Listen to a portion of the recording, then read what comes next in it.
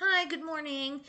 Make sure that if you feel like you are in a crisis situation, if you need any kind of extra help with whatever you might be facing, this is not a replacement for professional help, and there is a suicide hotline number below.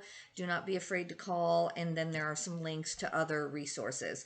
As always, in any community of any size, it may take some work, but there are free resources out there. There are pastors, churches, organizations that are willing to help you at a very reduced cost. So don't be afraid to reach out to that. Today, I just wanted to talk about the Kubler Ross model. Um, it is a model that has been applied to grief, even though, even on Wikipedia, anywhere you can see now that it's well known that it was originally to be applied to someone who was facing an illness in which they were expected to die from. And so I don't want to down the model or throw the baby out with the bathwater. Years ago, this is a very old model of grief and suffering, and so it had its place. But now, I think what happens is that people take like a one-time psychology course, and it's all they get. Even as a nurse, I did not have any in-depth training about grief, and I worked in many, many nursing homes, many times I was working with families who were grieving the sudden loss of someone's illness, um and there was no real training for me to know how to help them. And of course, on this channel we talk about going with someone for many years as they suffer a loss. It isn't just right then.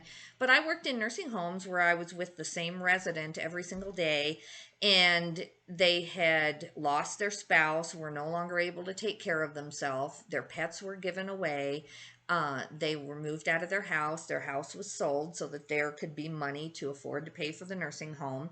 And then, just to be really frank, their family wasn't that good at really coming up to visit. And I was there day and night. So there's no judgment. I mean, we're all overwhelmed in our own way.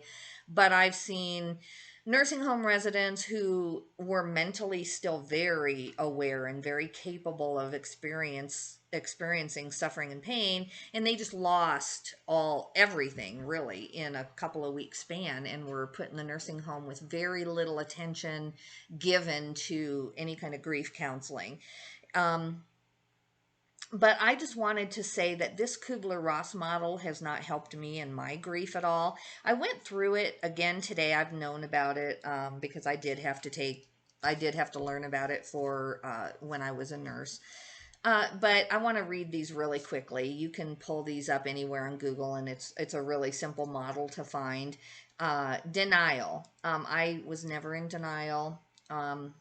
It just didn't apply to me. Anger, maybe a little bit at the situation, maybe even some at God. I'm not going to deny. I mean, it's hard to look back 3.5 years, but there was pain and sadness, and yes, some anger, I guess, at the situation. But uh, it didn't really apply to me. It wasn't necessarily a stage that I had to work through.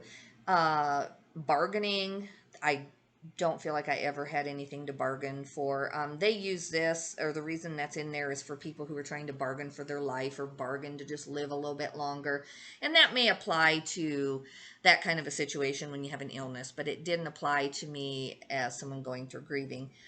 Depression. I was sad, but not ever really depressed or clinically depressed. It doesn't mean it's wrong if you are or were.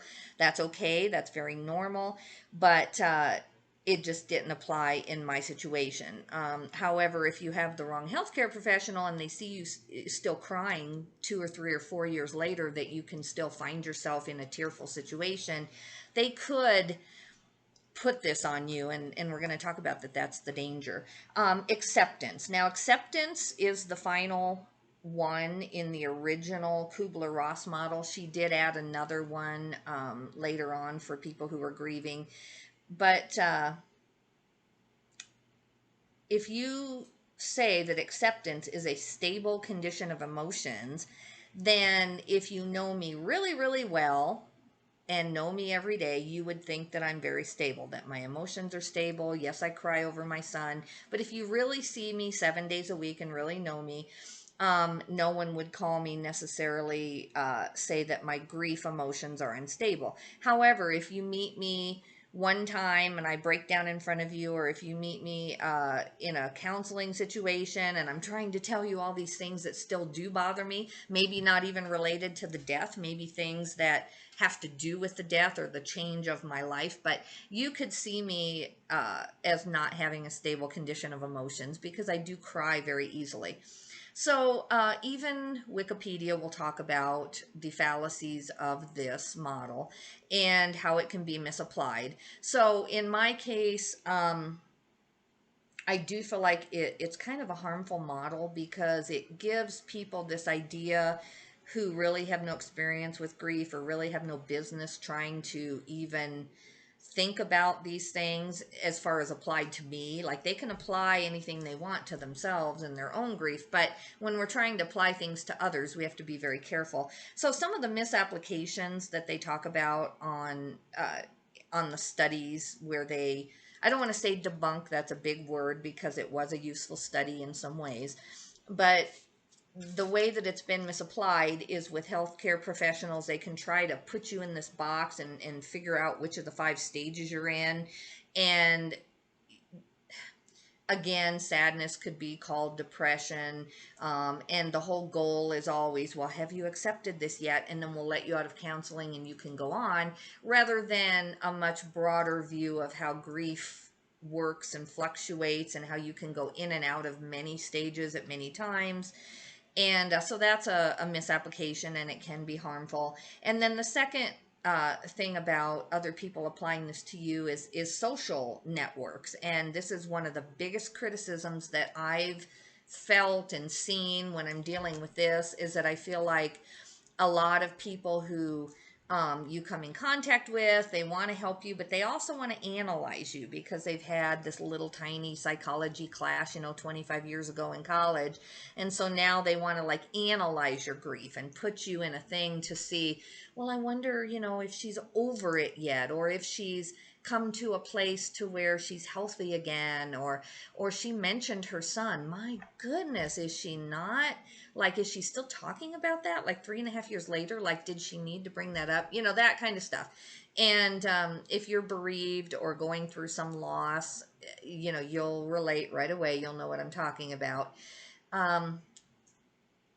So I have definitely felt that. And then also, if you, as a bereaved person or someone going through some kind of a loss, feel like you've got to come to some definite acceptance where basically you hardly ever have it impact your life anymore, or you never really think about that thing anymore, then you're going to feel like you're not coping well and you're going to be down on yourself. And definitely there's been a few times when I kind of had some of these outdated modes of thinking too about grief, because I wasn't an expert when my son passed away. I didn't know what to expect, and so I would analyze myself 24/7. Okay, I got through the first birthday and the first anniversary. Okay, good. Now, is it going to get better? And then the second, and then it did. It got better in many ways, but then it would fluctuate back and things would happen and I'd have tearful moments, or I'd feel like I had failed because I thought I was doing well, and then I'd break down at work in front of strangers who I had no business breaking down in front of, and then I would criticize myself and I would feel criticized. And I think a lot of it comes from this being so publicized and being so out there with just people who have no business trying to apply this to anyone. In a counseling situation, if people want to get some good out of this and then study other models of grief and pain and suffering, that's okay with me. But no normal person, other than just for just out of interest, okay, this is how the Kubler Ross model is made up of. We, as people trying to help others grieving, we need to be very careful about this kind of thing. And I just don't think that's how it goes down. So I just wanted to put that out there for any anyone listening, I know that sometimes counselors will look at my videos, and I just wanted to put out there that for my own experience, this model did not really seem to fit me or apply to me. I've found much more help and hope, as I've talked about, from the dual process method. And I'm not fully educated on every method of grief, and I'm certainly not a grief counselor. I'm just a person who has looked for help and not always found it. And I'm trying to change that. I'm trying to uh, make sure that the next person who wants help doesn't have to go through all these things that I have had to find understanding and yet help, because as I've talked about before, I want to be hard on myself a little bit, but I don't really want other people being hard on me unless there's a reason. If it's my counselor saying, okay, listen, your grief is so protracted, it's time to maybe make some decisions where you have to work hard to get better, that might even be an appropriate thing. But I don't want people who just, kind of analyze you from the outside in. So I hope this helps you. Go read about it if it's something that you want to know more about. But I just wanted to, I'm going to be over time going through different things that might help us as a community. And this Kubler Ross model, I just didn't find it to help me. Please put in the comments if there's any part of it that helped you, or if you feel like as a professional counselor or psychologist that it does have its place. I'd love to hear from that, because I'm always looking for help and good information to pass on. So I hope you have a great day. Thank you. Bye bye.